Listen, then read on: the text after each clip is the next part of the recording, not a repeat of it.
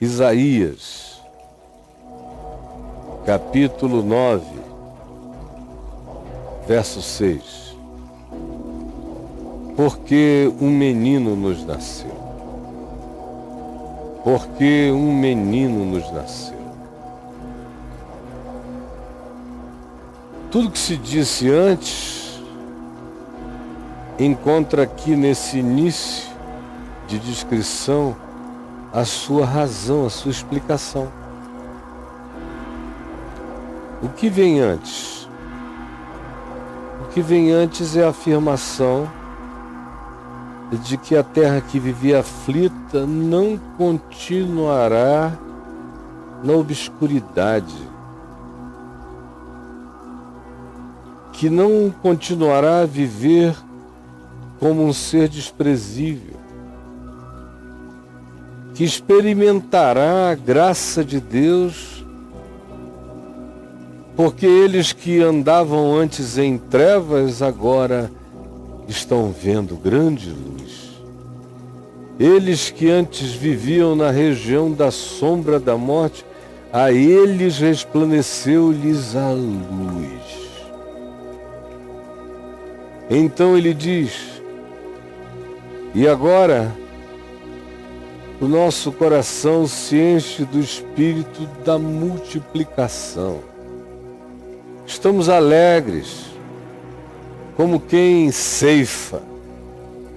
Estamos exultantes, como quem tem um saldo positivo, extraordinário, depois de um ano de esforços. E aí ele diz, estamos assim? Quer saber por quê? Qual é a razão de aqueles que estarem em trevas terem visto grande luz? De que os que viviam na região da sombra da morte encontraram alegria extravasante? Quer saber por quê? Alegram-se, saltam, celebram. Por quê? Porque tu quebraste o jugo, o peso que os esmagava, que lhes feria os ombros, tiraste o cetro do seu opressor, da mente, do coração deles, eles experimentaram liberdade. E os significados das suas vidas foram alterados. Em vez de guerras e tumultos de batalha, o que se encontra é outra atitude. Até mesmo as vestes, revolvidas em sangue, seriam queimadas e servirão de pasto ao fogo, porque há uma ordem em estado de mudança. Por quê? Porque os aflitos podem ter esperança? Porque os infelizes podem celebrar de alegria? Porque os oprimidos podem viver livres? E porque os que estavam em estado constante de guerra, de beligerância, de ódio, de antagonismo, podem ficar livres de tudo isso, desistindo do espírito da guerra e colocando todos os pensamentos e pseudo-razões da guerra no fogo para sempre. Quer saber por que pode ser assim? Porque um menino nos nasceu. Um menino nos nasceu. Um filho se nos deu, filho do homem, filho da humanidade. É o que brota da humanidade, o homem absoluto.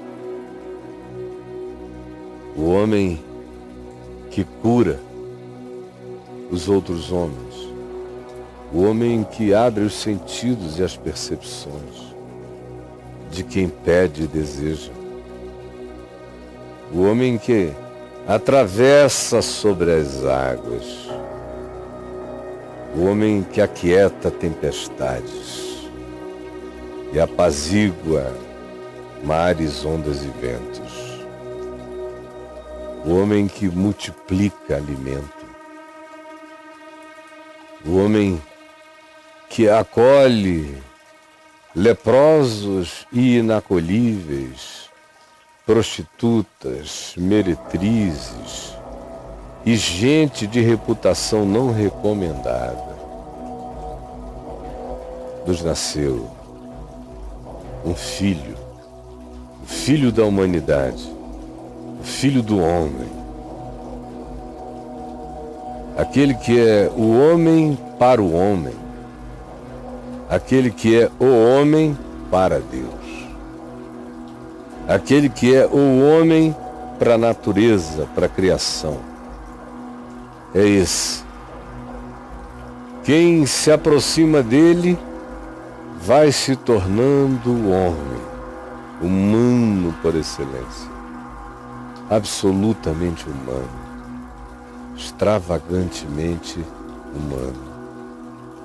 E aquele que se afasta da referência que ele estabelece pelo seu modo de viver, pelo seu modo de tratar, pelo seu modo de ensinar, pelo que ele ensina, pelo conteúdo do amor, do perdão, da justiça, da verdade, da fidelidade, da sinceridade, da mansidão, do domínio próprio, da coragem, da fé, que é assertiva, mas não é agressiva, que é corajosa, mas não é valentona. Dessa fé que tem ousadia no Espírito Santo, mas que é refreada pelo amor e educada pela justiça. É Ele que ensina que o que é extremamente elevado aos sentidos deste mundo é abominação diante de Deus. É Ele que ensina que quem quiser ser gentil, para qualquer que seja a esperança do planeta, precisa tratar a vida como Ele ensinou a tratar, viver como Ele viveu e andar pelo caminho que Ele trilhou, que é caminho de verdade e de vida. No mundo, como o sal dando gosto à vida, como luz vencendo a escuridade, a ignorância, a loucura, o espírito dos instintos primitivos, dos predadores que nos habitam. Tem que aprender a andar com Ele, o homem que venceu a morte. Venceu-a antes de ressuscitar, porque a encarou. Sem precisar, a encarou. Por quê? Porque os angustiados estão com o coração pacificado. Os que viviam em trevas agora existem em luz. Os que estavam com a sombra da morte todos os dias sobre eles agora resplandecem em luz divina, porque estão felizes, porque estão livres. O que lhes aconteceu? Por quê? Porque um menino nos nasceu. Um menino nos nasceu. Que coisa extraordinária. Isso tudo é prometido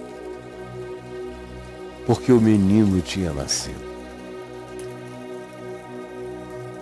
E o governo está sobre os seus ombros. Todas as coisas existem por meio dele e para ele. Ele é antes de todas as coisas, nele tudo subsiste. Ele é Senhor de vivos e de mortos. O reino dele, todavia, não é deste mundo, mas o reino de Deus, que só pode se instalar na terra como um trono de verdade e obediência ao Evangelho no coração do homem, que é onde a grande revolução acontece, a única que melhora a humanidade nasce da soma da nossa disposição de acordo com o Espírito de Cristo, com o Espírito do Evangelho, com o Espírito que Jesus encarnou. Antes dele, ninguém foi como ele. Depois dele, ninguém jamais, até aqui, foi como ele. Mas ele não quer que seja assim. Ele não é o Filho do Homem para competir com o resto da humanidade, para provar para o resto da humanidade que nós somos destinados a vivermos desumanamente sempre. Não. Ele disse: sigam-me. Ele disse: aprendei de mim. A insistência dele foi essa. Ele disse: aquele que crê em mim fará as coisas que eu faço e outras maiores fará, porque eu vou para junto do Pai. O convite dele o tempo todo foi para que todo homem se tornasse como ele.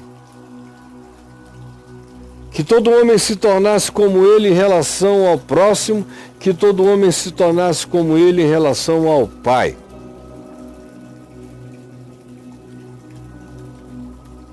O governo está sobre os seus ombros. O governo, até aqui invisível, se tornará visível quando do céu e no céu se vir o sinal do Filho do Homem, vindo com poder e grande glória. Mas o governo está sobre os seus ombros. E o seu nome será Maravilhoso Conselheiro. O seu nome será... Aqui na sua Bíblia tem uma vírgula, mas no texto original não tem. Maravilhoso Conselheiro.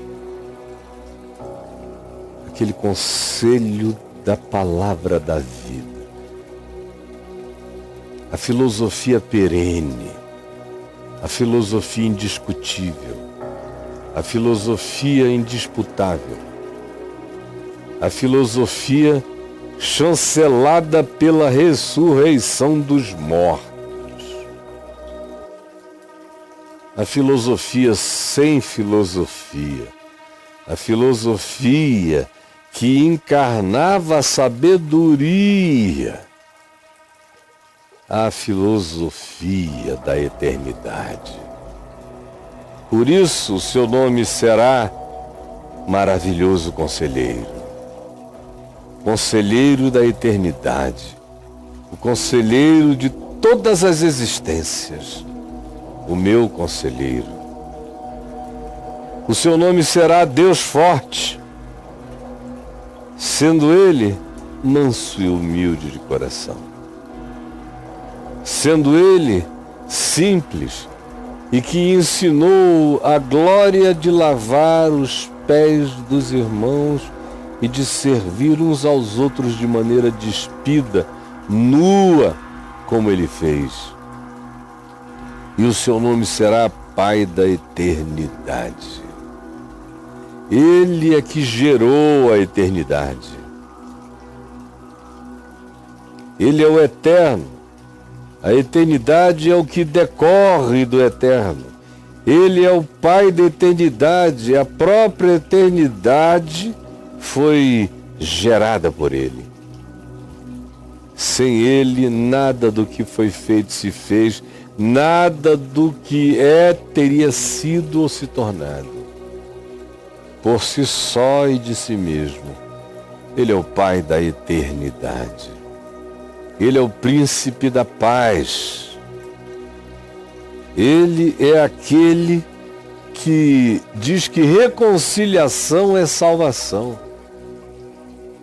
E que irreconciliação deliberada hostil, supremacista ou preconceituosa ou intolerância é morte.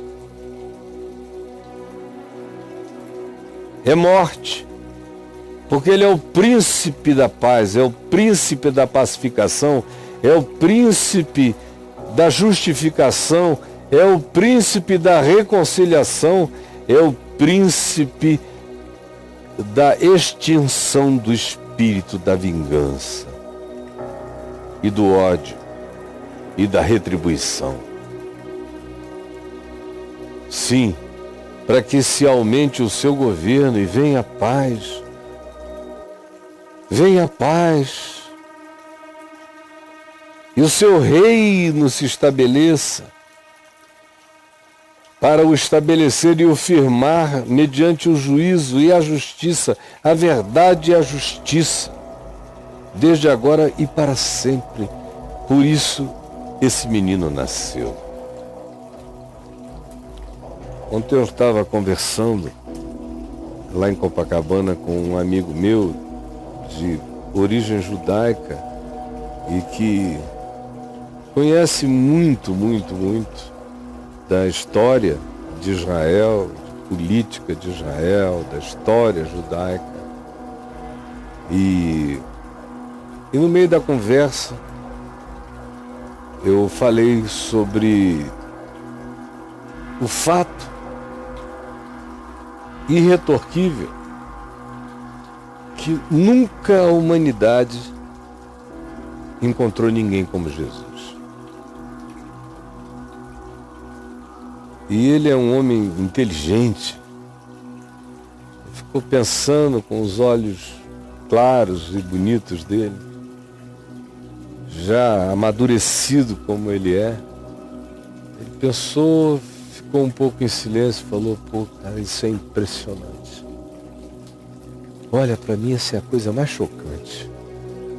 É pensar que no meio daquele mundo, no primeiro século, com toda aquela coisa grotesca, com toda a barbárie, com toda a loucura, com toda a demência imperial, com todo o espírito horroroso das lideranças religiosas, com todo o tribalismo perverso ou imperialismo dominante, com todas as ênfases que havia, com todos os acordos de bom comportamento do seu tempo e da sua era, ele rompe com isso tudo, sozinho, do nada, e traz uma mensagem universal. Ele falou: isso me impressiona. Eu tinha acabado de citar o texto de Paulo, escrevendo aos Colossenses, quando ele diz que em Cristo Jesus não deve mais haver diferença entre homem e mulher,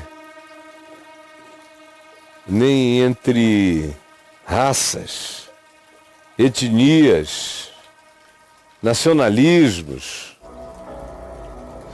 Tudo isso em Cristo tem que ser extinto. E foi aí que ele disse o que disse, e eu fiquei olhando com tanto prazer no meu coração para aquela percepção dele, de que de fato esse menino estourou o mundo, arrebentou todos os parâmetros e continua a ser insuportavelmente para além do que a gente deseja ser como ser humano, infelizmente. Porque a nossa vocação, segundo o Evangelho, é nos tornarmos segundo esse menino. Essa é a vocação em Cristo Jesus.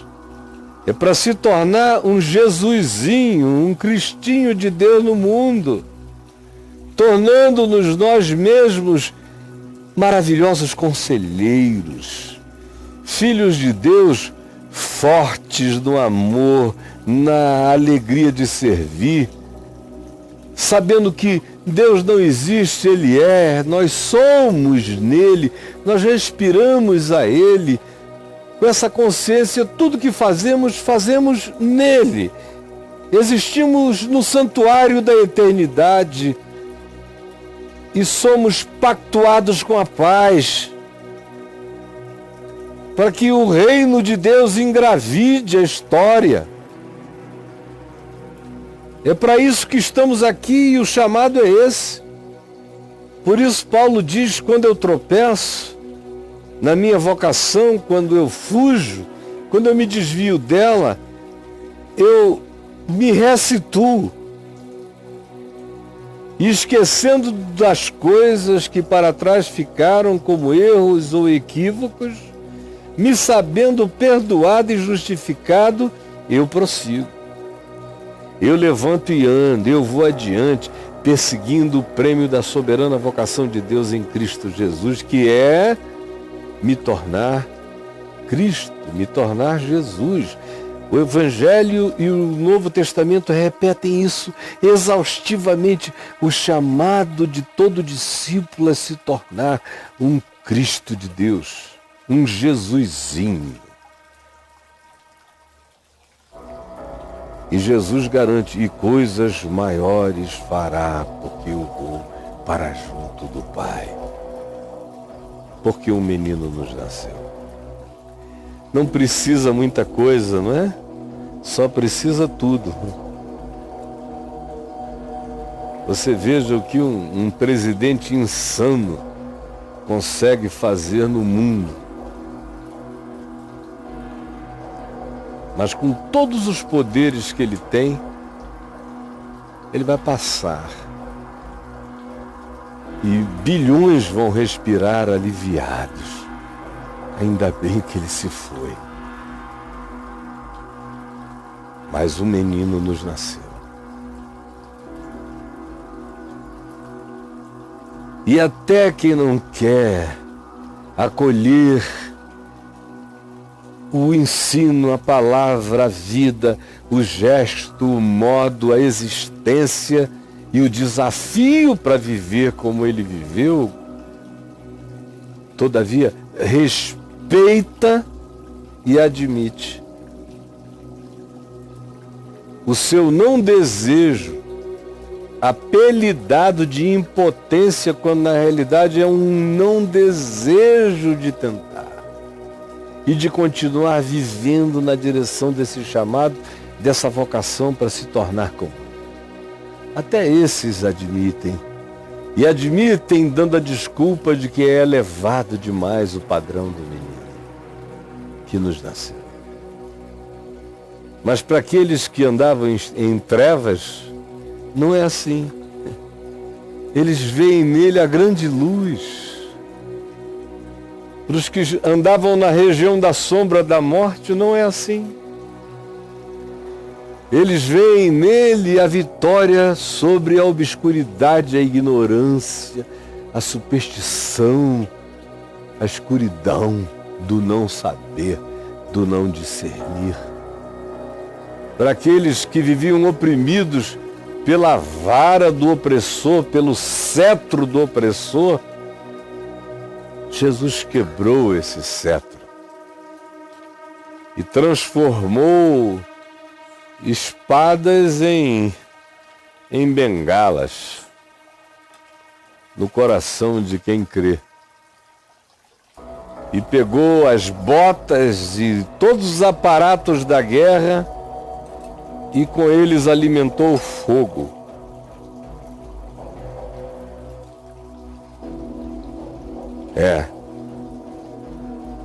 Tudo isso porque um menino nos nasceu. E tudo isso não acontece do lado de fora. Isso acontece do lado de dentro. Você já imaginou se esse menino não tivesse nascido? Se até hoje a humanidade não tivesse tido a referência desse menino? Aí você, na mesma hora aí, diz, olha, tem mais gente que não sabe que ele existiu do que gente que sabe que ele existiu. Então a tua lógica está errada. Bobinho. As pessoas não precisaram saber do nome dele, do ensino dele, da doutrina dele. elas foram alteradas sem saber, até quem nunca soube. Foram alteradas pelas alterações que aconteceram nos lugares de maior fomento de divulgação, de cultura, de influência e de poder na história do planeta Terra nos últimos 2000 anos, que foi a Europa. Que, bem ou mal, foi profundamente atingida durante momentos pela experiência do menino que nasceu, o que transformou profundamente as instituições, os governos, as constituições, as formas de governo, sem sentirem e sem querer e sem admitir. Eles chamam de um caminho melhor para o homem justamente aquilo que Jesus propõe. E eles não querem como mandamento para a vida, mas reconhecem que nós não temos muita esperança de vida se não for como Jesus propôs. Se não for como Jesus propôs, e quanto menos seja como Jesus ensinou, mais rápida será a nossa extinção. Porque Jesus, o menino que nasceu, o filho que se nos deu, o maravilhoso conselheiro, Deus forte, Pai da eternidade, príncipe da paz, é aquele que nos ensina como não nos autoaniquilarmos. Do contrário, o nacionalismo fará a nação ir contra a nação, reino contra reino. Do contrário, sem justiça, o que se terá serão revoluções sobre revoluções e movimentos terroristas. Sem justiça, o trono da guerra está estabelecido.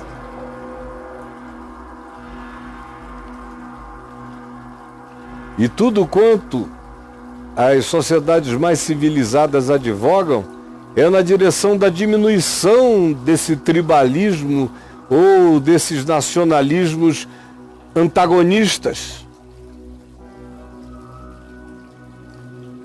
que são antagonismos nacionais, étnicos, ideológicos, que acabam educando na perversidade do ódio, da vingança e da xenofobia milhões de seres humanos disponíveis para a guerra.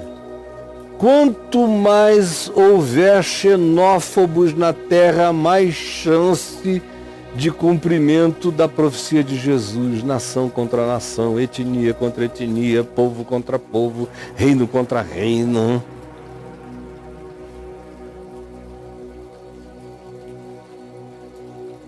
Nós só estamos ainda aqui. Ainda há esses lampejos, ainda houve esses Gandhis de expressão humana, porque um dia um menino nos nasceu. Gandhi mesmo dizia: eu amo o vosso Cristo, eu odeio, detesto o vosso cristianismo. Mas por que houve Gandhi? Não foi por causa de nenhum guru hindu, foi porque um menino nos nasceu. Por que que os grandes arrependimentos que mudaram a história aconteceram? Todos eles aconteceram porque o espírito do menino que nasceu trouxe os ensandecidos, loucos, a um estado de consciência mínima, e eles viram que caminhavam na direção do autoaniquilamento.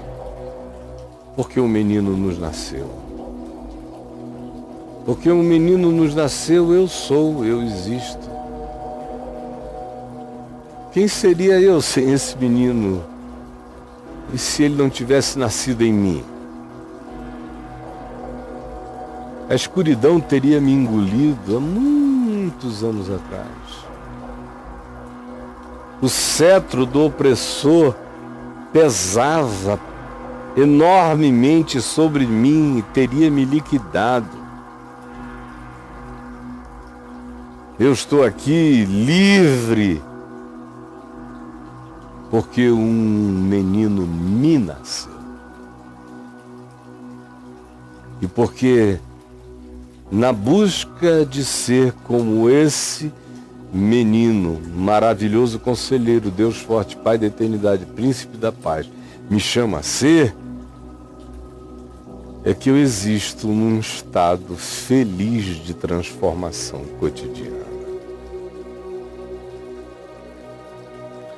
E é isto que eu entendo por Natal. E essa data em mim é todo dia.